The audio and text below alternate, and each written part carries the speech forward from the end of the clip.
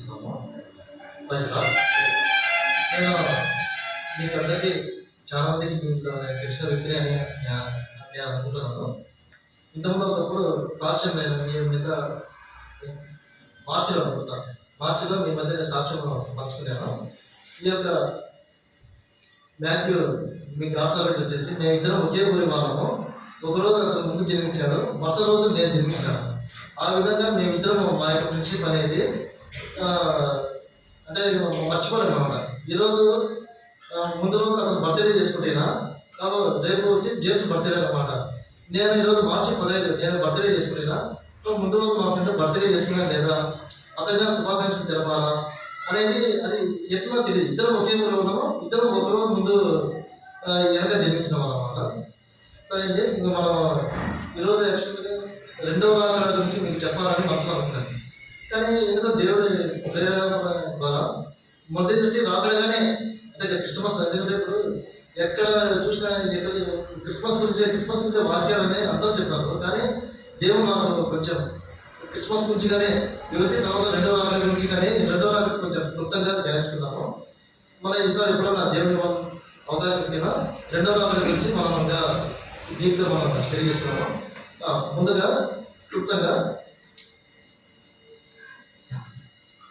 లూకా 1:32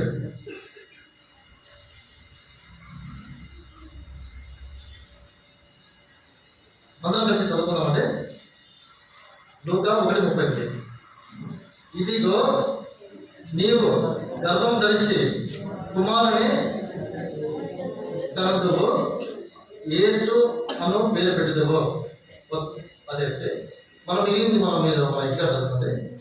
ఇంకొకటి రెండవ రాకడ గురించి అంటే ఇది వచ్చేసి మొదటి రాకడ అన్నమాట. యేసుక్రీస్తు ఈ లోకంకి వచ్చేది.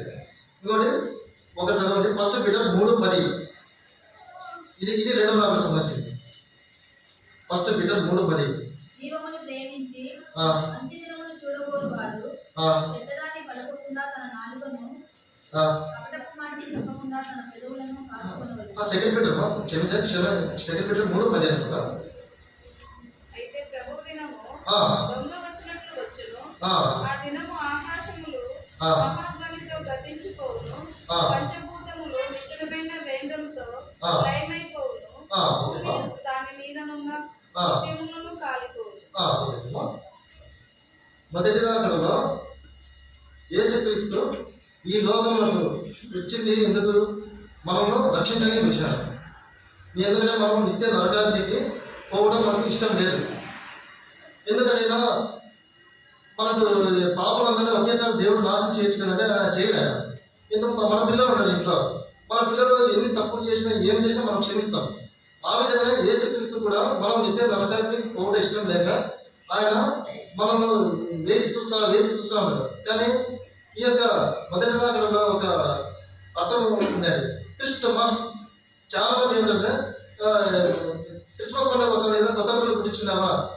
నానైతే ఆఫీస్లో అయితే అందరూ అడగనే, సార్ నువ్వు కొత్త పిల్లలు పుట్టించుకున్నావా సార్? కొత్త పిల్లలు పుట్టించుకుంటాను అయ్యా, మీకేం నాకంటే కొంచెం మీకే ఎక్కువ కొందరు ఉంది, నేను పుట్టించుకుంటానే అంటాను. తర్వాత నేను బండి స్టార్ట్ చేసుకుని పోతాక ఏం సార్ మా మీరు డిన్నర్ ఇస్తావా ఏమంటారు? సరే డిన్నర్ సరే ముందు చర్చికి రా, తర్వాత కానీ ఇద్దరు కలిసి హోటల్ పోతుంది అంటారు. కానీ ఈ యొక్క క్రిస్మస్ వచ్చిన ప్రతి ఒక్కరు బిజీగా ఉంటారు. ఇప్పుడు నేను కానీ మీకు ఎప్పుడెప్పుడు వాక్యం ముగిస్తామా, ఎప్పుడెప్పుడు తొందరగా ఇంటికి పోయి చేసుకోవాలన్నా, ఇది వంటలు చేసుకోవాలన్నా, కొత్త గుడ్డలు తర్వాత ఇక్కడ ఆర్డర్లు ఇచ్చినట్టు అన్నీ మస్తుగా ఉంటాయి. అందువల్ల కానీ ఈ యొక్క క్రిస్మస్ గురించి మనము ఎవరన్నా అడిగితే, ఎవరైనా బస్సులో పోయినా ఎక్కడైనా అడిగినా కొన్ని మాటలు నాకు చెప్పేటట్టు ఉన్నారు. అసలు క్రిస్మస్ అంటే ఏంది? క్రిస్టమస్ క్రీస్తు అంటే మా బాబా క్రీస్తు జన్మించే దినం అంటారు. క్రిస్టమస్ అంటేనా, క్రిస్టో అంటేనా అది గ్రీక్ పదం. అంటే రక్షకుడు, మాస్ అంటే జన్మించుట, లోకము జన్మించిన తర్వాత ఈ లోకము రక్షించుట, దానికి మాస్ అనేది లాటిన్ వర్డ్. దాన్ని రెండు కలిపితే క్రిస్టమస్. లోక రక్షకుడు ఈ యొక్క మనల్ని రక్షించుటకు ఇక్కడ భూమి మీద అవతరించినాడు అని దాని అర్థం. అంటే దానికి అర్థాలు చాలా ఉన్నాయి. ఈ యొక్క క్రిస్టమస్ అనేది బైబిల్లో ముగ్గురికి మాత్రమే తెలవబడేది. ముగ్గురు ఏమన్నా మీరు చెప్పగలరా ఎవరెవరు అనేది? ఫస్ట్ ఎవరికి తెలవబడింది? అదే అందుకని మనం బయట చూసే చాలా మంది నమ్మేది ఫస్ట్ గులాబీ తూర్పు దేశపు జ్ఞానులకు ముగ్గురికి, తూర్పు దేశపు జ్ఞానులకు, తూర్పు తర్వాత వేరొక మహారాజుకు, తర్వాత చెప్పండి గొర్రెల కాపులకు ముగ్గురికి. అంటే మన తర్వాత జకరయ్యకు వచ్చేసి భయపడము, తర్వాత మర్యాద భయపడము అన్నీ ఓకే. తర్వాత దాని నుంచి మనం మాట్లాడతాము. తూర్పు దేశపు జ్ఞానులు, అదే తూర్పు దేశపు జ్ఞానులు అంటే తూర్పు దేశపు జ్ఞానులు లేదు, దక్షిణ దేశపు జ్ఞానులు అనొచ్చు కదా. అంటే తూర్పు దేశపు జ్ఞానులు అంటే మధ్య ఆసియా ప్రాంతం నుండి చెందిన వారన్నట్టు. ఈ యొక్క భారతదేశం కానీ తూర్పు దేశానికి సంబంధించిన అన్నమాట. తూర్పు దేశ జ్ఞానులు చాలా మంది ఏమంటారు, ముగ్గురు జ్ఞానులు ఉంటారు. ముగ్గురు అనేది అది కన్ఫామ్ కాదండి, అది ముగ్గురు కాదు, వాళ్ళ జ్ఞానుల సమూహం. అసలు ఇంకోటి ఏంటంటే వాళ్ళ జ్ఞానులని ఎందుకన్నారు తూర్పు దేశం జ్ఞానులని? వాళ్ళ జ్ఞానులు అంటే వాళ్ళు వచ్చేసి ఖగోళ శాస్త్రం ముందు, నక్షత్ర శాస్త్రం ముందు, తర్వాత వాళ్ళ జ్యోతిష శాస్త్రం ముందు వాళ్ళు ప్రావీణ్యం కలవాలన్నమాట. తూర్పు దేశం జ్ఞానం అంటే వాళ్ళు నన్ను పట్టుకొని జ్ఞానవంతుడు, తర్వాత ఒక డిగ్రీ 3 డిగ్రీ చదివిన జ్ఞానవంతుడు అని మనం అనలేము. ఒక విద్యార్థి ఎగ్జామ్ పోదంటే అతను హాల్ టికెట్ తీసుకున్నాను. హాల్ టికెట్ తీసుకొని అంటే మీరు నన్ను తప్పుగా అనుకోకండి, మన ఇంటి మీద నేను తిట్టుకోకండి. బాబు ఈరోజు ఏం ఎగ్జామ్ అండి ఇదన్నా, ఏం ఎగ్జామ్ అంటే ఎంత గుడ్డీలు నమ్ముతాడు కాదు. మా ఇప్పుడు ఎక్కడ పోతాడు, ఎగ్జామ్ రాయడానికి పోతాడా, ఏది పబ్లిక్ ఎగ్జామ్ రాయడానికి పోతాడా? ఈరోజు ఎగ్జామ్ ఏంది, కమర్షియల్ మేనేజ్మెంటా, లేదా బిజినెస్ మేనేజ్మెంటా, ఏది ఎగ్జామ్ అంట? ఏది పోయేది బిజినెస్ మేనేజ్మెంట్ ఎగ్జామ్ కదా. అది సంవత్సరం కదా, అది మన జ్ఞానం. అది మళ్ళీ ఏం చేస్తాం, నేను చదివేది ఎంబీఏ అని చెప్తాను, అది జ్ఞానం కాదు. మన పిల్లలకి ఏదైనా అంగడి పోతాం, అంగడి పోయి ఏమైనా కూరగాయలు తీసుకురాకపోయినా ఏమేం చేస్తామంటే పచ్చిమిరకాయలు కొత్తిమీర చెప్తాం. నేరుగా వాళ్ళ పిల్లలు అంగడి పోయి ఆడిచి మమ్మీ నువ్వు ఏమేమి చెప్పినావు అని అప్పుడు వాళ్ళ మమ్మీ చెప్తారు, ఏదో చెప్తే మధ్యకి 2-3 వస్తువులే కదా చెప్పింది అంటారు. ఆడిపోయి ఫోన్ చేస్తారు. అంటే మన జ్ఞానం అనేది ఎంత ఉంది, దానికి కారణం ఏంటంటే సెల్ ఫోన్ అనేది ప్రతి ఒక్క పిల్లలు, పెద్ద ముసలి అందరినీ ఇంక్లూడింగ్ మమ్మల్ని కూడా బంధించేసింది. సెల్ లేకుంటే నేను డ్యూటీ చేయలేను కదా. వాళ్ళు ఏం చేస్తారంటే పైనుంచి వాట్సాప్ పెడతారు, వాట్సాప్ చూడాలి, తర్వాత మేము పర్టికులర్స్ తయారు చేయాలి. అంటే అంత మనిషికి ఏంటంటే ఆ సెల్ ఫోన్ ద్వారా హై బీపీ, షుగర్, బీపీలు పెరిగిపోతూనే ఉంటాయి. ప్రతి ఒక్కరు నాశనం అయిపోతున్నారు సెల్ ద్వారా. సరే అండి, తూర్పు దేశం జ్ఞానంలో వాళ్ళు ఆయన నక్షత్రం చూసి వాళ్ళు యేసు వద్దకు బయలుదేరి వాళ్ళు అది ఆయన నక్షత్రం ఏ విధంగా కనుగొన్నారు అంటే వాళ్ళు అంటే నక్షత్ర శాస్త్రం ముందు వాళ్ళ ప్రావీణ్యం ఉంది. సరే అండి, ఒకటే నక్షత్రం నుంచి ఒక్క వచనం చూసుకొని మనం ముందుకు వెళ్దాము. ఆది కాలము 1:14. అంటే నక్షత్రాలు కూడా కొన్ని రకాలు ఉంటాయి. ఆ నక్షత్రంలో వారు ఆయన నక్షత్రం అయితే కనుగొని పోయినారు. వివరంగా గట్టి చదవండి. దేవుడు పగటిని రాత్రిని వేరుపరచినట్లు ఆకాశ విశాలమందు జ్యోతులు కలుగును కాకనియు అవి సూచనలను దిన సంవత్సరములను సూచించుటకై ఇంద్రుని కాకనియు. అంటే నక్షత్రం అంటే ఓన్లీ మనం పైన చూసే స్టార్స్ అని అనుకుంటాం. వాటిల్లో నక్షత్రాలు ఎన్ని రకాలు మీరు చెప్పండి. సూచనలు చేసేది ఒకటి కాలంలో తెలుపునది, దిన సంవత్సరంలో తెలుపునది. మనకు దగ్గర ఉండే నక్షత్రం ఏంటి? సూర్యుడు, చంద్రుడు. ఈ యొక్క చంద్రుడు వచ్చేసి 3,24,400 కిలోమీటర్లకు మనకు దగ్గర ఉండే అది చిన్న నక్షత్రం. తర్వాత దానిపైన ఉండేది చంద్రుడి పైన ఉండే నక్షత్రం ఏది? సూర్యుడు. ఇంకా సూర్యుడు వచ్చేసి ఇంకా కొంచెం వేరే కిలోమీటర్ల దూరం ఉన్నాడు. కానీ యేసుక్రీస్తు జన్మించే టైంలో నక్షత్రం వచ్చేసి పై నుండి అంటే సూర్యుడి కంటే పై నుండి ఒక నక్షత్రం తను తగ్గించుకొని కిందికి వచ్చినది. అంటే సూర్యుని కంటే అంటే చంద్రుడికి కొంచెం పైన, సూర్యుడికి కొంచెం మంది కిందికి వచ్చింది. మీరు చాలా మంది ఏమన్నారండి, ఏంటి బ్రదర్ మీరు చెప్పేది, నక్షత్రం రాత్రి కదా కనబడేది, రాత్రి జ్ఞానంలో దారి చూపించిందంటే ఓకే, అప్పుడు కూడా నక్షత్రం కనబడదు కదా, ఎన్ని మీరు ఒట్టి కథలు చెప్తా నేను చెప్పేది ఏంటంటే ఒక అతను నన్ను అడిగినాను అన్నమాట. నేను అడిగినాను కాబట్టి నేను ఇప్పుడు మీ ముందర, ఎందుకంటే మిమ్మల్ని వేరే క్వశ్చన్ చేస్తే మనం చెప్పాలి మీరు. నేను ఆ యొక్క నక్షత్రం పగులు ఎలా నక్షత్రం కనిపిస్తున్నాను, కానీ నక్షత్రం పగులు పూట కూడా వాళ్ళకి దారి చూపించింది తూర్పు దేశ జ్ఞానులకు. ఆ తూర్పు దేశ జ్ఞానులు 3 దేశాల నుంచి వచ్చారు. వాళ్ళలో ఒకరు వచ్చేసి భారతదేశం నుంచి ఒకరు, అంటే భారతదేశం అంటే ఇంతకు సువిశాలమైన దేశం అండి, అంటే జమ్మూ ద్వీపం అంటారు. తర్వాత సౌదీ అరేబియా కంట్రీస్ దేశం నుంచి, అంటే ఇప్పుడు ఇరాన్ వచ్చేసి ఇంతకు ఇథియోపియా అన్నమాట. ఇరాన్ దేశం నుంచి 3 జ్ఞానులు వచ్చారు, అంటే జ్ఞాన సమూహం. వాళ్ళు వచ్చేసి యేసు యొక్క నక్షత్రంలో చూసుకుంటూ అతని ఎడారిలో పోతున్నారు. కానీ నాకు ఒక డౌట్ వచ్చింది, నేను తూర్పు దేశం జ్ఞానం అంటారు కదా, వాళ్ళు రాత్రులు పగులుగా అంత కష్టపడి పోయినారంటే వాళ్ళ జ్ఞానం కావాల్సింది, వాళ్ళకు తిండి తిప్పలు ఏసీ రూమ్లు కానీ వాళ్ళకి కావాల్సింది జ్ఞానం సంపాదించుకున్నారు. వాళ్ళు జ్ఞానం కోసం వాళ్ళు ఎంత దూరమైన వాళ్ళు పోయేదానికి సిద్ధపడలేదు. ఎడారిలో ఒంటరి మీద ఆహారం అన్ని కట్టుకొని తర్వాత వాళ్ళు ప్రయాణం అయిపోతున్నారు. ఇప్పుడు మనం ఏదో ప్రయాణం చేయాలి ఏమంటాము, వాళ్ళు ట్రైన్లో రిజర్వేషన్ దొరకలేదా, వద్దులే. ఇప్పుడు వేరే చోట వాకింగ్ చెప్పడానికి ఎవరైనా రమ్మని అనుకో పోతే కదా, అక్కడ నుంచి మనం తిరిగి వచ్చిన బస్సులు ఉండలేదు మనకు, ఏం కొత్త బాగా అందులో సరి పెడుతుంది అని కొందరు అనమాట. కానీ తూర్పు దేశం జ్ఞానులు ఎడారిలో వాళ్ళు కొన్ని మైళ్ళు వాళ్ళు నడుచుకుంటూ వాళ్ళు నడుచుకుంటారు.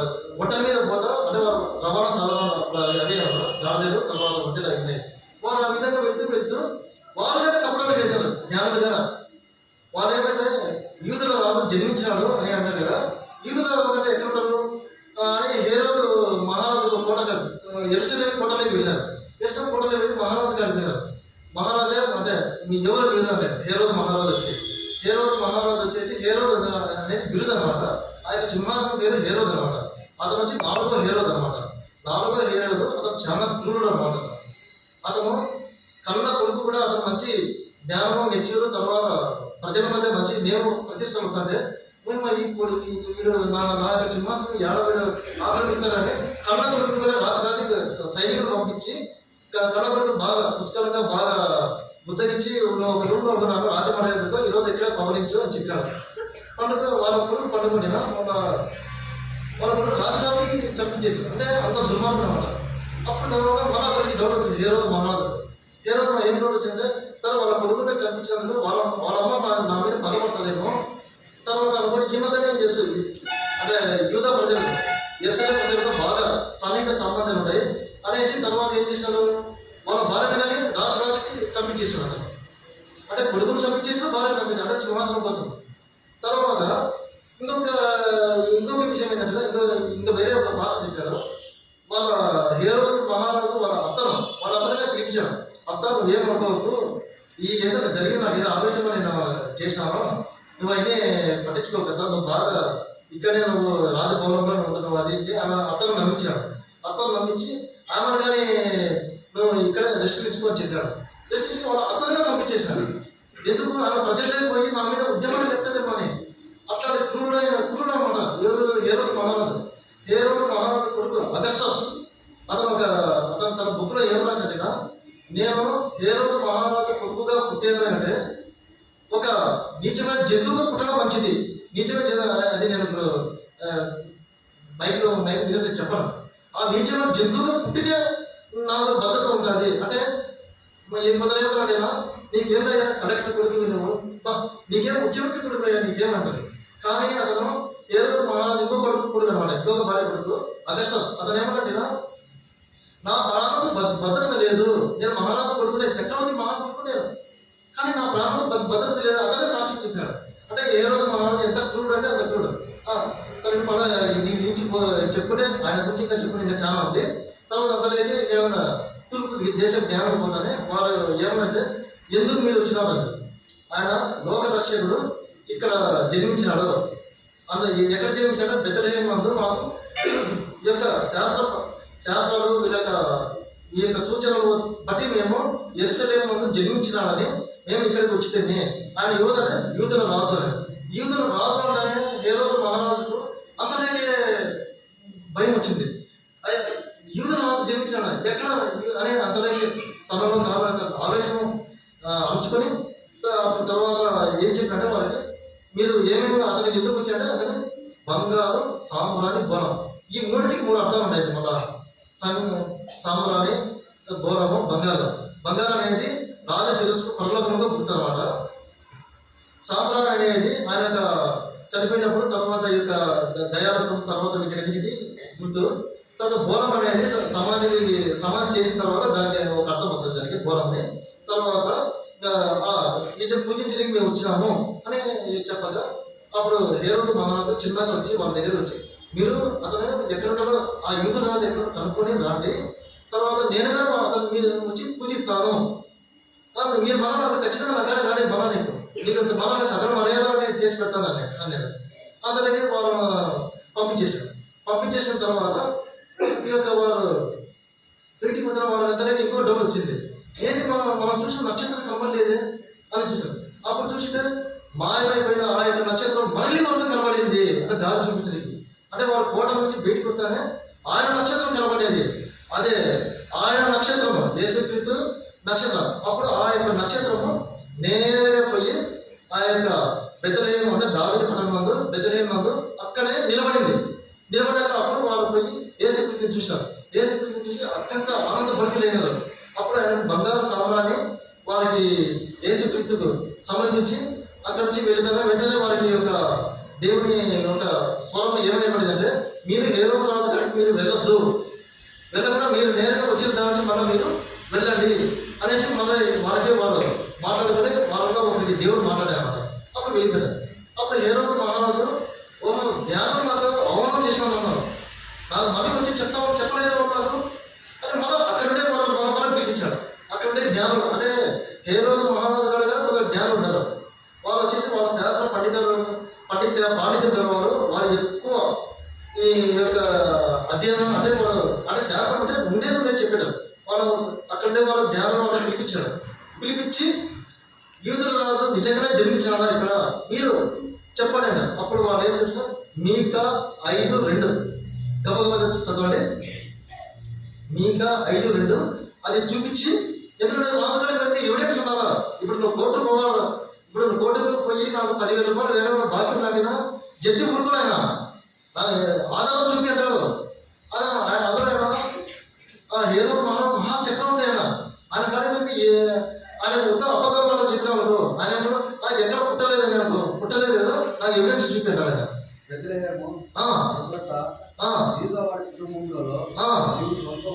స్వల్ప గ్రామమైనను నా తప్పు ఇశ్రాయేలును ఎలగోవాడు ఓకే చాలా వచ్చిన హేరోదు మహారాజు చూపించారు. ఇది మనం ఊరికి మామూలుగా చదివినట్టు ఉంటాము. అప్పుడు హేరోదు మహారాజు మహాఉగ్రుడే ఏం చేశాడైనా ఈ యొక్క బెత్లెహేము ఎక్కడైతే చిన్న 2 సంవత్సరాల చిన్న పిల్లలు ఎవరైతే ఉన్నారో వారందరినీ చంపేమన్నాడు. అప్పుడు తర్వాత సైనికులు వచ్చి దయాదాక్షిణం లేకుండా అంటే ఇది వేరే గ్రంథాలలో రాసి అంటే హిస్టారికల్ గ్రంథాలు 200 మంది పిల్లలు ఒక్క రాత్రిలోనే అందరినీ చంపేశారు. అప్పుడు దేవుని చేత ప్రేరేపించబడి తర్వాత వాళ్ళ యొక్క యేసుని తీసుకుని అక్కడి నుంచి వాళ్ళు వెళ్ళిపోయి యేసుక్రీస్తు దేవుడు పైనుంచి దేవుడు తన యేసుక్రీస్తు రక్షించారు ఆ సంఘాన్ని. ఇది మీరు ఒట్టి కథ అని అనుకున్నారు. జియోగ్రఫిక్ వాళ్ళు ఎవిడెన్స్ లేదు. వాళ్ళు ఏం రాయారు. వాళ్ళు ఒకసారి తవ్వకాలు జరుగుతాను నేను 2 సంవత్సరాలు చిన్న పిల్లలకి పుల్లలు దొరికినాయండి. 200 నుంచి 200 పైన చిన్న మధ్యలో చిన్న పుల్లలు దొరికినాయంట. అప్పుడు అనుకున్నాడు ఇది హేరోదు మహారాజు చంపించిన ఈ యొక్క చిన్నపిల్లల పుల్లలు అన్నమాట ఇది అనగానే వాళ్ళకుంటే శాస్త్రవేత్తలు అక్కడే వాళ్ళు తవ్వకాలు జరిపేటప్పుడు వాళ్ళే ఆశ్చర్యపోయారు. ఎంత క్రూరుడు హేరోదు మహారాజు అనేసి తర్వాత వాళ్ళు శాస్త్రాలు అక్కడే వాళ్ళు దేవుని సృష్టించారు 2 మంది. కానీ ఒకసారి నాకు ఒక బస్సులో ఒక డౌట్ వచ్చింది. ఇప్పుడు బైబిల్ ఏంటంటే ఎవరు దావీదు పట్టణంలో రక్షకుడు మీ ఇక్కడ జన్మించినాడు. దావీదు పట్టణం ముందు మత్తయి సువార్తలో ఏముంది చెప్పండి. మత్తయి సువార్తలో ఏమన్నా దేవుడు బెత్లెహేము నందు జన్మించినాడు అన్నారు. ఏంటి మీకేమన్నా అర్థమైంది? అక్కడ చూస్తే దావీదు పట్టణంలో లూకా సువార్త ఉంది, ఇక్కడ చూస్తే బెత్లెహేము ఉంది.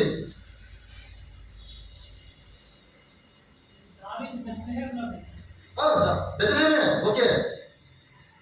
దావీదు పట్టణంలో దేవుడి పైనుంచి వచ్చిన గాబ్రియల్ దేవదూత బెత్లెహేము పట్టణంలో రక్షకుడు మీకోసం అంటే ఇది సమూహం వచ్చి గొర్రెల కాపడం జరిగింది.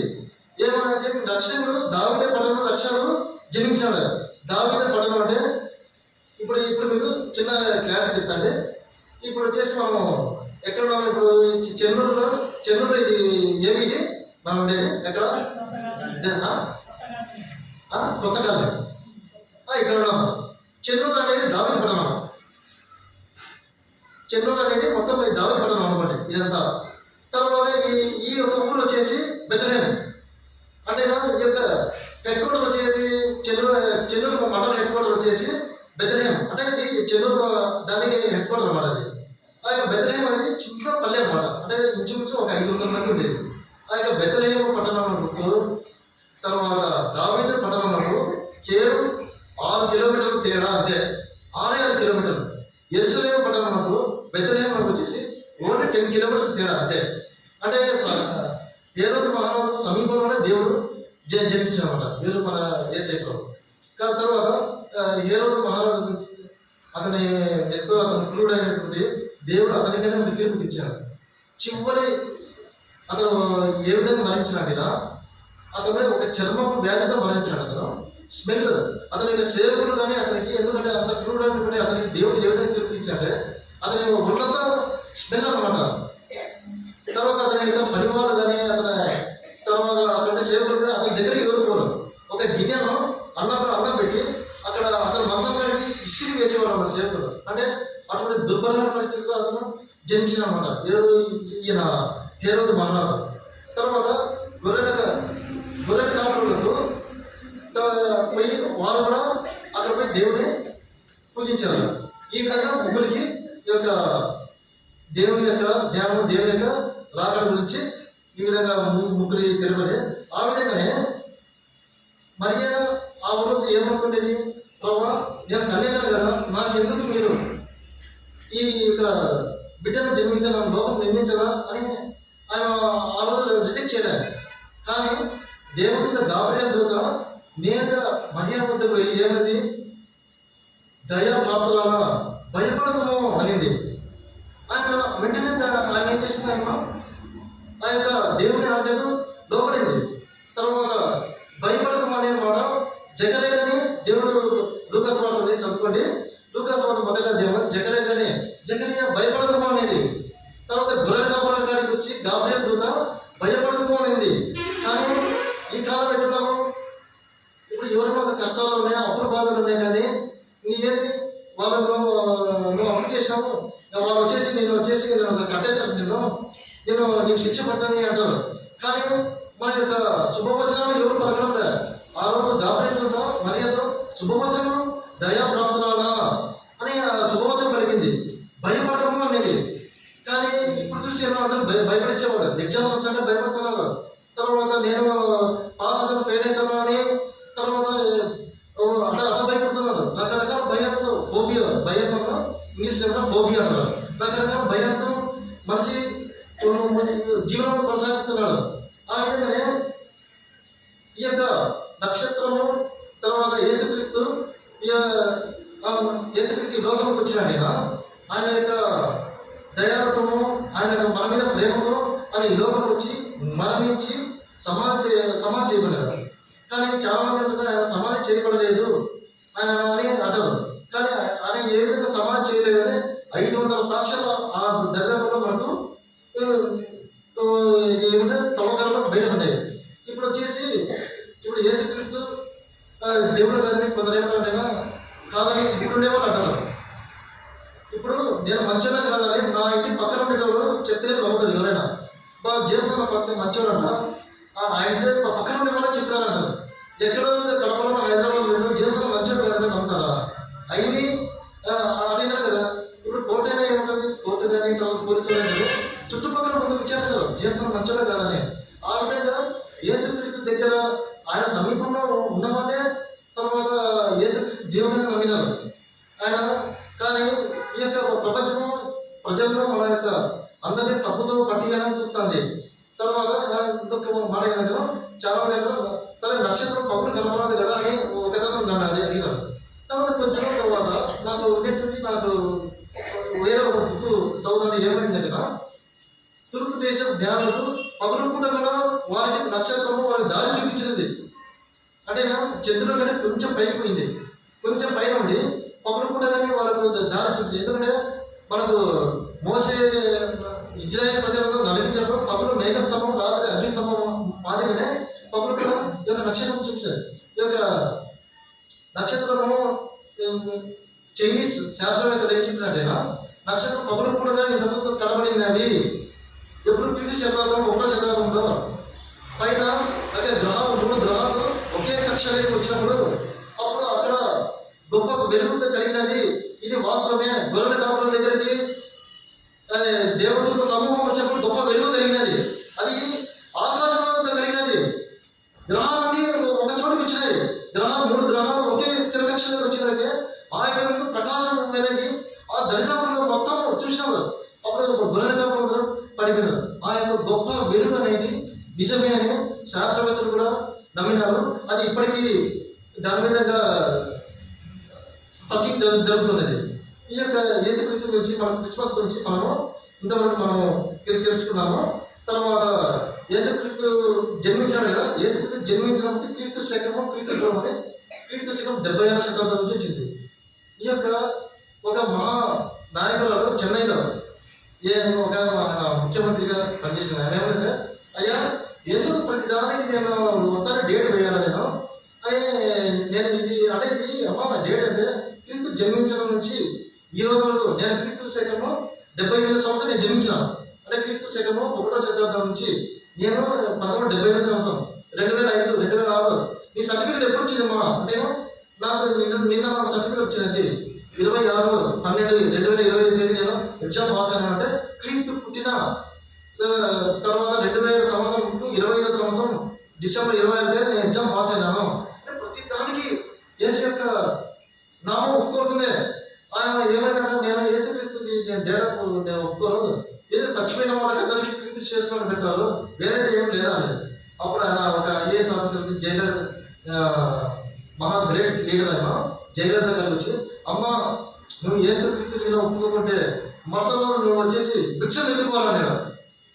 ఒక ముఖ్యమంత్రి అన్నాడు, నేను నా ఉద్యోగం పోతుంది. యేసు క్రీస్తు ఒప్పుకోకుంటే నీ స్థలం రిజిస్ట్రేషన్, నీ యొక్క బ్యాంకులో నిల్వ ఇవన్నీ నీకు బ్యాంకులో వడ్డీ ఇవ్వాలన్నా, బ్యాంకుకి నువ్వు దాచుకున్న డబ్బు వడ్డీ ఇవ్వాలన్నా కానీ క్రీస్తు పూర్వం ఉండాలా. నేను ఒప్పుకోనంటే అది ఒప్పుకుంటే నువ్వు ఒప్పుకొని తినాల్సిందే. నీకు క్రీస్తు అంటే ఇష్టం లేకుండా కానీ అది కూడా బైబిల్లో ఉంది. ఒకసారి చూడండి ఎక్కడైనా రోమా 14:11 చదవండి.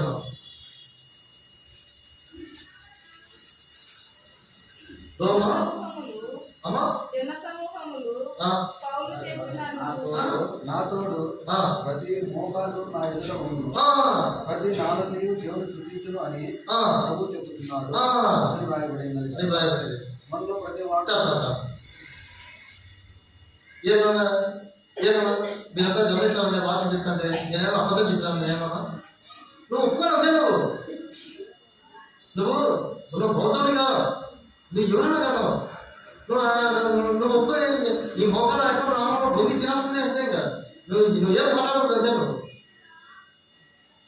ఈ యొక్క తర్వాత ఇంకా నెక్స్ట్ మనము ఈ యొక్క యేసుక్రీస్తు గురించి మనము ఈ విధంగా నేర్చుకున్నాము. యేసుక్రీస్తు ఇంకోటి ఏంటంటే క్రీస్తు శకం క్రీస్తు పూర్వం అనేది అది మామూలుగా రాలేదండి.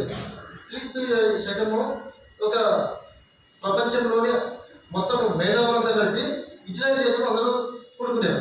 అయ్యా మనకు యూదా క్యాలెండర్ ఉంటుంది, గ్రీకు క్యాలెండర్ ఉంటుంది, తర్వాత పార్సీ క్యాలెండర్ ఉంటుంది. అన్నీ ఇన్ని క్యాలెండర్లు వద్దు మనకు. ఎందుకంటే మనకు డేట్స్ అనేది మనకు కన్ఫ్యూజ్ అవుతాము. మనమంతా కలిపి ప్రపంచం అంతా కలిపి ఒకరిని మనం ఎన్నుకుందాము అంటే ఒక శక పురుషుని మనం ఎన్నుకున్నాము అని అన్నారు. అప్పట్లో కొందరు వచ్చేసి అంటే ఏకగ్రీవం కొందరు వచ్చేసి ఏమన్నారండి ఇలా అలెగ్జాండర్ తీసుకుందామన్నారు. సరే తర్వాత అన్ని అలెగ్జాండర్ తీసుకున్నాం. తర్వాత సీజర్ చక్రవర్తిని తీసుకున్నాం. అంటే రోమన్ సామ్రాజ్యం పరిపాలన అంటే హేరోదు మహారాజు తర్వాత సీజర్ చక్రవర్తులు ఇచ్చారు.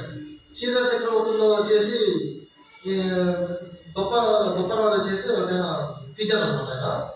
తర్వాత ఇంకొకటి వచ్చేసి యేసుక్రీస్తు తీసుకున్నారు. ముగ్గురిని తీసుకున్నారు. ముగ్గురు తీసుకున్న తర్వాత వారంలో వచ్చేసి వారు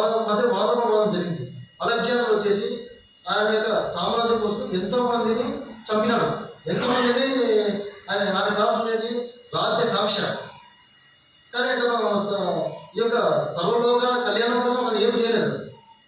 తర్వాత సీజర్ చక్రవర్తి ఏం చేశాడు, అతని యొక్క సామ్రాజ్యము విస్తరింపజేయాలని, తర్వాత అతని యొక్క ప్రజల కోసం ఏం చేశాడంటే యేసుక్రీస్తును భరించాడు.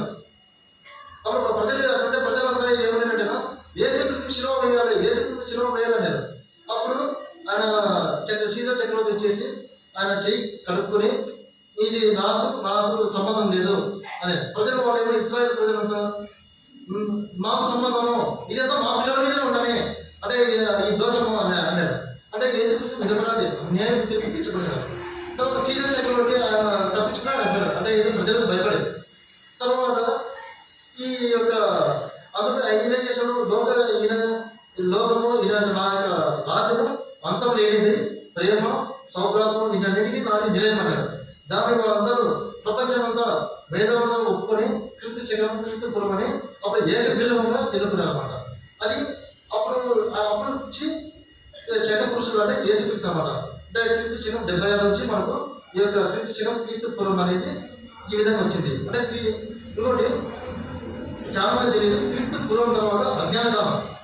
క్రీస్తు పురం నుంచి 5000 సంవత్సరాల క్రితం అంత అజ్ఞానకాలం. క్రీస్తు తర్వాత క్రీస్తు జన్మించినప్పటి 33 సంవత్సరాలు వచ్చి ధర్మశాస్త్ర యుగం. అంటే ధర్మశాస్త్రం ప్రకారము అంటే న్యాయము ధర్మము వాటి ప్రకారము తర్వాత దాని నుంచి చాలా టాపిక్. తర్వాత క్రీస్తు మరింత తర్వాత వచ్చింది అంటే కృపకాలం. కృపకాలం అంటే మనము పరిశుద్ధాత్మ వచ్చేసి మనం పరిపాలిస్తుంది. ఇప్పుడు మనం స్వార్థ చెప్తాను అంటే ఒక చిన్న ఎగ్జాంపుల్ చెప్పారు, మన 2 నుంచి చెప్తున్నాను.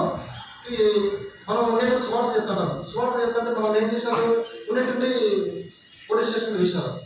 పోలీస్ స్టేషన్లో కానీ లేదా కొందరు వచ్చి బంధించారు. అప్పుడు మనం ఏం చేస్తాం, మనము ఈ యొక్క సెల్ ఫోన్ మన దగ్గర అప్పుడు ఎవరు మన దగ్గర ఉంటారు. సెల్ ఫోన్ కూడా మన బంధువులు కానీ మనం రక్షించే వాళ్ళ కోసం మనం సెల్ ఫోన్ చేస్తాం. అప్పుడు వాళ్ళంటే మనకు తెలియదు, వీళ్ళంటే మనకు తెలియదు. ఈ యొక్క మన ఫోన్ చేస్తానే ఓహో మన స్వార్థకులు అక్కడ బంధించినారు తర్వాత అనేసి వేరే వాళ్ళు మనం రక్షించడానికి వస్తారు. అంటే ఇన్ఫర్మేషన్ పాస్ చేసింది అనమాట. ప్లస్ మనం బాధలో ఉంటాము, పాస్ చేసి మనం వినిపించుకోవాలి. అది ఒక పరిశుద్ధాత్మ యొక్క కాలంలో మనం ఉంటాం అనమాట. ఇంకొకటి మనం బాధలో కష్టంలో ఉంటాము. బాధలో కష్టంలో ఉండాలి. మనకు పొద్దున్న వస్తే పాప ఎగ్జామ్ డబ్బులు కట్టాలి, మన దగ్గర నుంచి 1 రూపాయి డబ్బు లేదు. అప్పుడు మనం దేవుని ప్రార్థిస్తున్నాము. అప్పుడు ఉన్నట్టు ఎవరు ఒకరు సార్ అయ్యారు అనే సార్ ఏమి అంటే ఇదే అయ్యారు నీకు ఎందుకో నాకు బస్సులో జరిగింది 5,000 రూపాయలు ఇదే నా దగ్గర ఒక 5,000 రూపాయలు తీసుకోండి అని అంటారు. అంటే అర్థం ఏమని మనకు అవసరం ఉండేది నేను ఎవరు చెప్పాలా, నేను చెప్పాలా. మనకు విశ్వాసం ఎంతమంది ప్రార్థించే భక్త సింహాలు ప్రార్థించితే ఎక్కడి నుంచో పై నుంచి సహాయం ఎవరో ఒకరు వచ్చి ఇస్తామట. అది ఏది పరిశుద్ధాత్మ అనేది ఏ వ్యక్తికి మనకు అవసరమైతే ఏ వ్యక్తిగా అయితే ఉంటుందో అతనికి ఇన్ఫర్మేషన్ పాస్ చేస్తాం అనమాట. ఆ ఇన్ఫర్మేషన్ పాస్ చేస్తే అతను వచ్చేసి అన్ఎక్స్పెక్టెడ్ వచ్చి మనకు డబ్బులు ఇస్తామంట. ఎంతమంది ఒక సేవకుడు చెప్పాడు, అతని దగ్గర చిల్లి గమ్మకం లేదంట. అర్జెంట్గా తాడపత్రికి దేవుడు పర్చేస్ చేయనివ్వాలంట. డబ్బులు చూస్తే లేవు, దేవుడు చూసి పోమంటాడు. పోయి బస్టాండ్లో పోయి కూర్చున్నాడు. బస్టాండ్లో పోయి కూర్చొని ఉన్నట్టు ఫోన్ ఓపెన్ చేసినట్ట. ఫోన్ ఓపెన్ చేసి ఎవరో ఒక విశ్వాసం ఉంటే అతను దాంట్లో చేసి 1000 రూపాయలు డబ్బులు వేసినట్ట. 1000 రూపాయలు డబ్బులు అంటే ఏమని ఇతని అవసరం పరిశుద్ధాత్మ ఇంకొకసారి అక్కడ వాళ్ళు ఇన్ఫర్మేషన్ పాస్ చేసినాడు. అతనికి అవసరం ఉంది, ఆ 1000 రూపాయలు అతను పంపించని. అప్పుడు సంతోషంగా అతను అనుకున్న 100 రూపాయలు అనుకుంటే 1000 రూపాయలు వచ్చినాడు. పరిశుద్ధాత్మ దేవుడు కలిగేసాడు. తర్వాత అతను పర్చేజ్ చేసుకొని వచ్చినాడు. ఈ విధంగా అనుభవం పరిశుద్ధాత్మ అంటే మన కృపకాలంలో మనమంతా అంటే ఇది మనం చాలా కృపకాలంలో పరిపాలన పరిశుద్ధాత్మ పరిపాలన ఎటువంటి అని అంటారు. పరిశుద్ధాత్మ పరిపాలన ఇదే. కానీ యేసుక్రీస్తు 2వ రాకడ సమయంలో పరిశుద్ధాత్మ ఈ యొక్క భూమి మీదకి ఎప్పుడైతే పరిశుద్ధాత్మ వస్తారో వెంటనే పరిశుద్ధాత్మ ఇక్కడి నుంచి వెళ్ళిపోతుంది. అంటే మనం ఇన్ఫర్మేషన్ చేసేటువంటి ఉంటారు. నేను బాధపడతా ఉంటా. ఎందుకు పరిశుద్ధాత్మ మన కాడ ఉంటాడు. ఈ యొక్క దీని నుంచి మనకు పరిశుద్ధాత్మ పరిపాలన వచ్చి ఈసారి ఎప్పుడైనా మనకు దేవుడు అవకాశం ఇస్తే మనం మాట్లాడుతాము. ఈ యొక్క యేసుక్రీస్తు రాకడ గురించి 2 రకాలు ఉన్నాయి. యేసుక్రీస్తు చనిపోయాడు, తిరిగి లేచాడు, ఏ విధంగా పోయాడు, ఆ విధంగా మనం తిరిగి వస్తాడు. కానీ చాలా మంది అంటే యేసుక్రీస్తు వచ్చినాడు అయ్యా అని అంటారు. కానీ ఒక అతను అన్నాడు, అయ్యా యేసుక్రీస్తు నేను ఏమొస్తాడు, మీరు అసలు సిలువ వేయలేదంటారు, మీరు తర్వాత సిలువ వేసినారు, మీరు బైబిల్ మీరు మైకులు పెట్టి చెప్పి మీరు మమ్మల్ని చంపుతారు మీరు అని అన్నాడు. అయితే అయితే దాని మీద రుజువు ఏముంది నన్ను అడిగాడు. అంటేనే నాకు ఏం చెప్పాలి, నాకు రుజువు కాదయా, యేసుక్రీస్తు తిరిగి వస్తాను అన్నాడు. అప్పుడు యేసుక్రీస్తు ఏమో బైబిల్లో ఏం రాసండినా, నేను ఏ విధంగా అయితే తిరిగి వెళ్తానో అదే విధంగా చెప్పండి, అదే విధంగా తిరిగి భూమి మీదకి వస్తాను అంటే నేను యేసుక్రీస్తు చెప్తాను, నేను మీకు స్థలం సిద్ధపరచ వెళ్తున్నాను, ఏ విధంగా అయితే పోతానో మిమ్మల్ని తీసుకుని పోవడం వల్ల నేను వస్తాను కదా. ఇప్పుడు నేను బెంగళూరు నుంచి ఇంటికి వస్తాను. అప్పుడు నేనేం చేస్తాను, నేను మా ఇంట్లో అమ్మగారు నాన్న కానీ అంటే మా భార్య చనిపోయింది, మా భార్య గారు ఏం చెప్తా, నేను బెంగళూరు నుంచి వస్తున్నాను అంట. అంటే దానికి ఇంకా సాక్ష్యాలు అవుతుండే, రుజువులు అవుతుండే. నేనే చెప్తాను కదా, వచ్చేటప్పుడు ఇంటికి వచ్చేటప్పుడు నేనే చెప్తాను, వస్తాను మీకు వచ్చి పండ్లు బలాలు కొత్త గిడ్డలు తీసుకుని వస్తున్నా అంటే నా గురించి జేమ్స్ అనే బెంగళూరు నుంచి వస్తాను, కొత్త గిడ్డలు తీసుకొస్తాను, ఇంకా పండ్లు బలాలు పలహారాలు తీసుకొస్తాను అని వేరే వాళ్ళు చెప్పినా అది ఒక ఫస్ట్ ఎవిడెన్స్.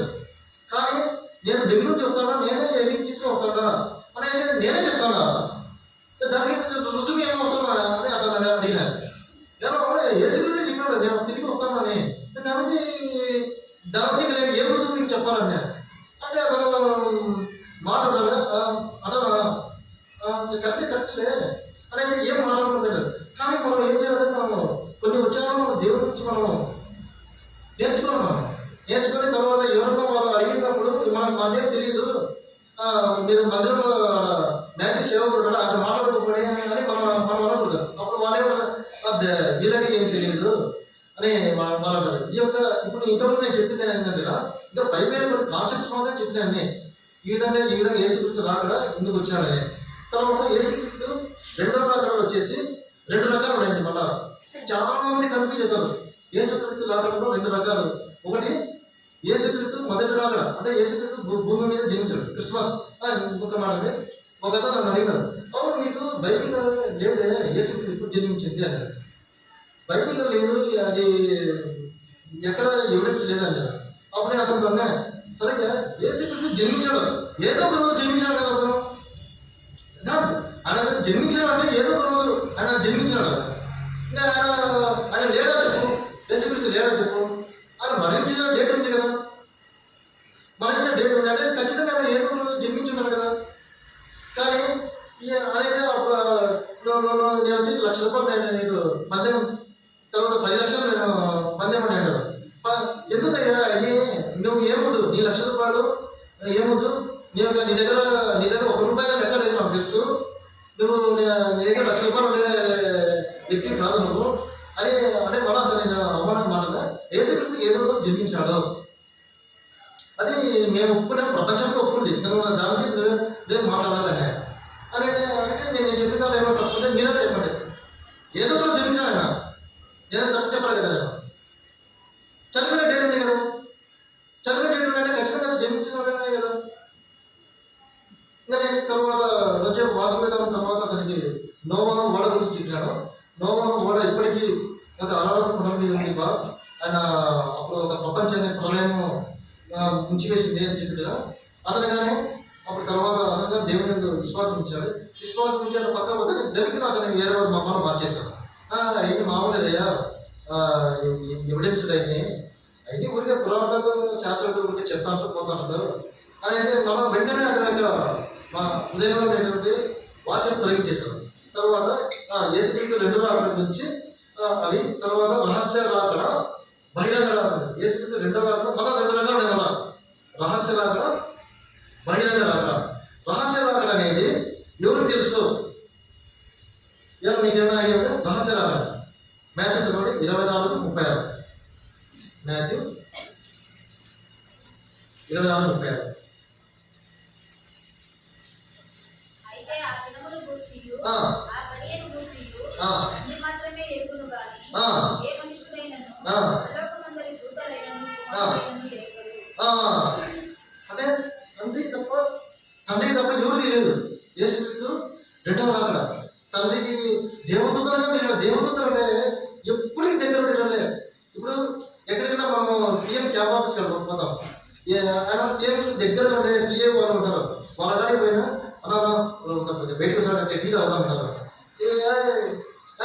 వాడు ఇంకోటి ముఖ్యమంత్రి అన్నా కనీసం ముఖ్యమంత్రి గారు లేని పెద్దలు ఆఫీసర్లో పలుకుతారు కానీ ఆయన దగ్గర అటెండర్ వాచ్మెన్ అంటారు ఇప్పుడు లేదు టైం లేదు మాట అది నేను అప్పుడు అంటే నేను ప్లే చేసిన అలా ఒక ఎగ్జామ్ అంటే టీ తాగుతాం బయటికి రాక లేదు టీ తాగిన టైం లేదే నాకు టీ తాగినట్టు నాకు ఎంత పడింది అనుకున్నాడు కొన్ని ఏంటి బా పెద్ద ఆయన పెద్ద లోపల కూర్చున్న పెద్ద ఆఫీసరే ఎక్కువ ఏం మాట్లాడలేదు అని నేను ఆశ్చర్యపోయినా లోపల ఆయన ఆఫీసర్ ఎంత బాగుపడాలని తెలుసా అప్పుడు నేను అనుకున్నా ఎవరిని ఆయన దగ్గర పనిచేసే వాళ్ళు మన దగ్గర సరిగ్గా పలకరే కానీ వేరే వాళ్ళు ఏం చెప్పాడు వా ఆయన ఆఫీసర్ పని జరగాలంటే అతని దగ్గర అటెండర్ ఉంటాడు అతను పట్టుకునే మీకు పని జరుగుతుంది అంటారు అంటే అంటే ఈ లోకంలో అంత కాన్ఫిడెన్స్ కానీ యేసుక్రీస్తు రాకడ అనేది రహస్య రాకడ అనేది ఆయన దూతలుగా తెలియదంట అంటే దగ్గర ఉండేది అందుకు దాన్ని రహస్య రాకడ అంటారు ఈ యొక్క రహస్య రాకడలో యేసుక్రీస్తు ఈ లోకంలోకి వస్తాడు లోకంలోకి వచ్చి భూమికి రాడు ఆయన మధ్యాకాశం అంటాడు మధ్యాకాశం నుండి దేవుడితో బూర ఊదుతానే ఇక్కడ భూమి మీద ఉండే ప్రజలందరూ ఒక్కసారి ఊదుతానే అందరూ ఉన్నట్టుండి పైకి పోతారు మన దానిలో 2 రకాలు ఉన్నాయి మన రహస్య రాకలు అంటే 2 రకాలుగా ఎత్తపడతారు ఒకరు శరీరంతో ఎత్తపడతారు ఇంకొకరు వచ్చేసి క్రీస్తున్నందు మృతులైన వారు మొదట లేదురు ఎక్కువ మనం సమాధానంలో రాస్తాం క్రీస్తున్నందు మృతులైన వారు మొదట లేస్తారు వాళ్ళు అంటే ఎంతైతే కబురు రెప్ప మూసి తెలిసేలోగానే క్రీస్తున్నందు మృతులైన వారు టక్కన యేసుక్రీస్తు మధ్యాకాశం పోతారు తర్వాత ఈ యొక్క అప్పుడు మీకు డౌట్ రావచ్చు అంటే మీకు కాదు నాకే డౌట్ వచ్చింది ఏమంటేనా నేను వచ్చేసి ఇకే శరీరంలో సజీవంగా ఉండే అంటారు అప్పుడు ఎట్లా అని మనం సజీవంగా ఉండేటప్పుడు మనమంతా ఈ యొక్క శరీరాన్ని ఇక్కడ వదిలేసి మహిమ శరీరంతో ఆయన దగ్గరికి ఒక్క నిమిషంలో మనం అక్కడికి పోతాం మనం అక్కడికి పోతానే అప్పుడు తర్వాత ఈ యొక్క భూమి మీద అంటే అల్లపురం ఏర్పడుతుంది అప్పుడు తర్వాత చాలా మంది ఉంటుండే అయ్యా నేను మా ఫ్రెండ్ ఇద్దరు కలిసి వస్తానేమో మా ఫ్రెండ్ తిరిగి చూసి లేడు ఎక్కడికి పోయాడు తర్వాత వాళ్ళ మమ్మీ ఒక యేసుక్రీస్తు నమ్ముకుంటే చిన్న బాలుడు అతను స్కూల్కి పోతాడు స్కూల్ నుంచి వాళ్ళ అమ్మ వచ్చి ఎదురు చూస్తుంటది ఏం మా బాబు ఎగరాడు మా బాబు ఎగరాడని పరిగెత్తుకుంటా స్కూల్ కాడ పోతుంది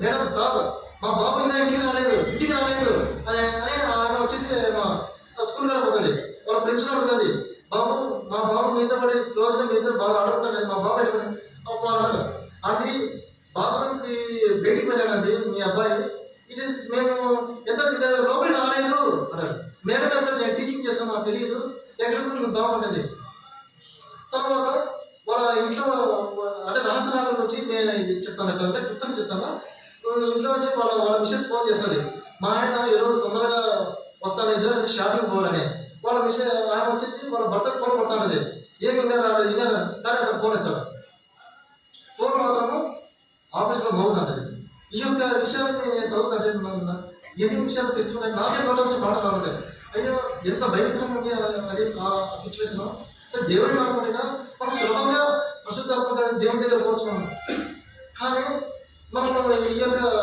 ఈ సిచ్యువేషన్లో మనం విడిచిపెడితే మన యొక్క శ్రమలో మన యొక్క బాధలు ఇంకొకటి నేను ఇంకోటి అబద్ధం చెప్పలేదండి కొన్ని డెవలప్డ్ కంట్రీస్ విమానం నడిపే పైలట్స్ వాళ్ళు ఇద్దరు పైలట్ ఉంటారు ఎంతమంది ఉంటారంటే ఒకరు ఉంటారు పైలట్ నడిపేటప్పుడు ఇద్దరు పైలట్ ఉంటారు కానీ ఆ యొక్క పైలట్లో ఆ యొక్క అభివృద్ధి చెందిన దేశాలు ఏం చేస్తుందా ఒక నాన్ క్రిస్టియన్ ఒకటి పైలట్గా పెడుతుంది ఒకటి బిలీవర్ అని అనుకో నువ్వు బిలీవరా అవును నేను బిలీవర్ అంటే ఇంకొక నాన్ బిలీవర్ అంటే యేసుక్రీస్తు నమ్మకం ఒకరు పెట్టండి ఇద్దరు నుంచి ఫ్లైట్ నుంచి పైకి పంపిస్తారు అప్పుడు ఫ్లైట్లో ఎందుకంటే వాళ్ళు ఇచ్చేది ఉన్నట్టు బిలీవర్ అనే వ్యక్తి ఆకాశంలోంచి అంటే మాయమైన అనుకో యేసు రాకడ సమయంలో అప్పుడు ఆ యొక్క ఫ్లైట్ కిందికి ఎవరు దించుతారు అది పైన గాలిలో తిరుగుతాను అందుకు ఇద్దరి విశ్వాసములకు పైలట్ ఇద్దరు విమానం నడపడానికి ఎక్కడైనా ఉండాలి ఎందుకంటే ఈ యొక్క అన్ని జనంలో వాళ్ళందరూ కిందికి రావాలనే ఉద్దేశంతో ఈ విషయం విన్న తర్వాత నేను ఎంత ఆశ్చర్యపడ్డానో యేసుక్రీస్తు గురించి మనమే సరిగా నమ్మడం లేదే రైతులు మన ప్రతి వారం వస్తానము కానీ అటువంటి ప్రాచీన దేశాలు అభివృద్ధి చెందిన దేశాలు వాళ్ళు నమ్ముతున్నారు ఏమంటే యేసుక్రీస్తు ఈ యొక్క రాత్రి సమీపం ఉందని తర్వాత ఇంకొకరు పోలీస్ స్టేషన్కి పోతారు జనాలంతా మా భర్త కనపడలేదు మా ఆయన కనపడలేదు అని పోతారు అప్పుడు పోలీసు వాళ్ళు ఏమంటేనా అమ్మ మేము కానీ మా పిల్లలకే కనబడలేదు, మేము ఏమి చెప్పుకోవాలమ్మా. పోలీస్ స్టేషన్ తర్వాత ఈ యొక్క ఎన్క్వైరీ సెంటర్లు, మీ సేవా సెంటర్స్, తర్వాత ఆన్లైన్ కంప్లైంట్స్ అన్ని మొత్తం మోగిపోతుంటాయి. మా పిల్లలు కనబడ, మా భర్త కనబడ, మా భార్య కనబడతాయి. మా ఇంటికి చాలా మంది, మా ఇంటికి ఆమె పని చేస్తా వచ్చింది, ఆమె కానీ ఎందుకు రాలేదు. ఇప్పుడు ఇంట్లో ఈ బొబ్బలను దొరకలేదు, నేను అడగాలన్నా ఏంటి అనేసి ఆయన ఫోన్ కొడుతుంది, పనేమో రాలేదే అని మనవాడు. అప్పుడు ఆయన ఏంటి, అమ్మ మీ ఇంటికి ఏమో పని చేయడానికి వచ్చింది, ఏమైనా మాకు తెలియదు, ఈరోజు పని మీరే చేసుకోండి. ఆ విధంగా ఏమిటంటే ఈ యొక్క ఆశ్చర్యకరంగా అనేది ఈ యొక్క ఉన్నట్టుండి మనము దేవుని మనంతా కలిసి ఆ యొక్క మధ్యాహ్న పదం. ఈ విధంగా మన యొక్క దేవుని యొక్క నైతిక విలువలు పడిపోతాయి. సంఘంలో భ్రష్టత్వం వస్తుంది. సంఘంలో వచ్చేసి ఈ యొక్క మూఢనమ్మకాలు చాలా మంది ఏం చేస్తారు, పైకి ఎవరితో విశ్వాసంగా బాగుంటుంది. ఇంటికి పోతేనే తర్వాత వాళ్ళు చేసే కార్యక్రమం వాళ్ళు చేసుకుంటారు. ఇంకోటి ఏంటంటే ఇంట్లో ఇట్ట కట్టాలి, ఇట్ట కట్టాలా, ఇది ఈది కొట్టు ఉంది, అది ఏ కొట్టైనా ఏదైనా కానీ అంత దేవుని చిత్తం. అంతేగాని మనకు ఇప్పుడు వాస్తువులు మనం అంతా గొప్ప వాస్తువులకు భారతదేశంలో ఆచరించేంత ప్రపంచ దేశాలు ఎక్కడా లేదు. కానీ ఆ దేశాలన్నీ ఏ విధంగా ఆచరిస్తే వాళ్ళ వాస్తు చూస్తున్నారు. వాళ్ళేమన్నా మన ఈది కొట్టు అంటారు. తర్వాత పెళ్ళిళ్ళు చేసుకుంటేనా, తర్వాత సంఘం అంతా బాగా చేసుకుంటారు. ఇంటి పద్ధతి మన మామూలుగా తలంబరాలు వేసుకుంటారు. తర్వాత ఏదైనా సాంగ్యం అంట ఇవన్నీ సంఘంలో భ్రష్టత్వము వస్తుందని ఆకారం దుఃఖ తర్వాత మత స్వార్థాలు ఏంటంటే. తర్వాత ఇంకొకటి ఏంటంటే ఇప్పుడు భయంకరంగా ఏంటంటే చాలా మంది సేవకులను తర్వాత దేవుని బిడ్డలు సువార్త చెప్పకపోతే వాళ్ళని చంపేస్తాం. ఎందుకు చంపేస్తానే కానీ ఇప్పుడు అక్కడుండే రక్షణ వ్యవస్థ కానీ చూస్తూ నిలబడిపోతుంది. అంటే దీన్ని బట్టి చూసినప్పుడు రక్షణ లేదు. కానీ యేసుక్రీస్తు ముందుగానే మత్తయి సువార్త 24 ఏం చెప్పినట్టుగా మిమ్మల్ని శ్రమల పాలన చేసి ఈ యొక్క చంపేదడం అనేది.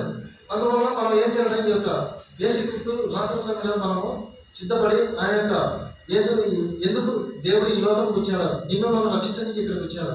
తర్వాత ఆయన ఏ విధంగా అయితే పరలోకంలో ఆ విధంగా తిరిగి వస్తాడు. ఆయన వచ్చి పర్యంతం మనం ఏం చేయాలంటే ఆయన స్మరించుకుంటూ ఆయన యొక్క మనం నిర్దోషమైన రక్తం చేత మనం కనుక్కోవాలి. ముందుకు మనం పరీక్షించుకోవాలి. ఈ విధంగా మీరు కొందరన్నా ఈ యొక్క నేను చెప్పిన వాక్యం అంటే ఎందుకంటే సమయాభావం వల్ల నేను ముగిస్తున్నాను.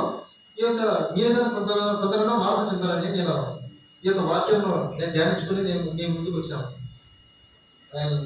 అందరూ సిద్ధంగా ఉండాలని దేవుని నాయకులు మీరందరూ సిద్ధమని కొంచెం ముందుగానే దేవుడు మనకి హింట్ ఇచ్చాడు. ఈ విధంగా జరగబోతే నేను వచ్చే సమయంలోనే వీటన్నిటి మనము ఆయన స్మరించుకుంటూ మనం ఆయన వాకు సిద్ధంగా ఉండి బలలో పాల్గొనాలని మిమ్మల్ని కోరుకుంటున్నాను.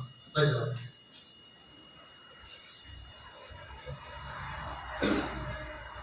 మోకరించండి.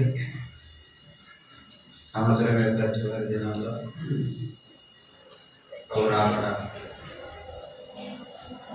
మనము జ్ఞాపకం చేసుకొని నేను వచ్చే పర్యంతము మీరు ఎలాగ చేయండి అని చెప్పాడు కనుక తిరిగి ఆయన వస్తానని చెప్పాడు. అదే మనం చూస్తున్నాం.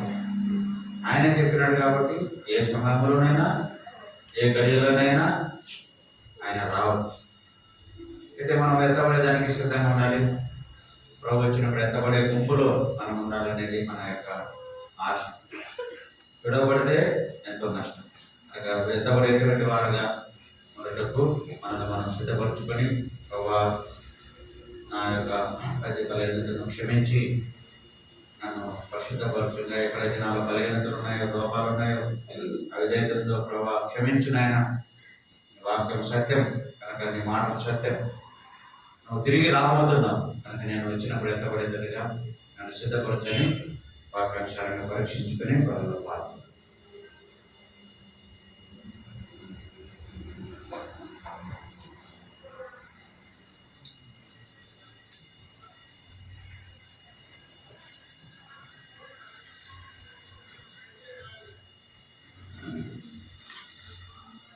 ప్రేమ తండ్రి, పరిశుద్ధ యేసుక్రీస్తు ప్రభు నామమున స్తోత్రాలను ఆచరిస్తున్నాం. ప్రభా నీ పిల్లలముగా నీ మందిర చెల్లించి నీ బల చుట్టూ చేయాలని బాధ్యత సంవత్సరం చివరి ప్రయోజనములు ఆయన మమ్మల్ని నడిపించావు. దానికి నామమున సాయం తిరిగి నీ యొక్క మొదటి రాకడ మరి రెండవ రాకడకు వచ్చిన శ్రద్ధలు మరి మా ద్వారా మీరు జ్ఞాపకం చేసిన వాస్తవంగా మొదటి రాకడలో రక్షకుడుగా కనిపించారు. రెండవ రాకడలో 2 భాగాలు ఉన్నాయని జ్ఞాపకం చేస్తున్నాం. ఇది రహస్యమైన రాకడ. తర్వాత 1000 ఏళ్ల పరిపాలనలో సకల దేవర పరిశుద్ధులతో రానయ్యేటువంటి సంగతి కూడా మేము ప్రయత్నించాలి.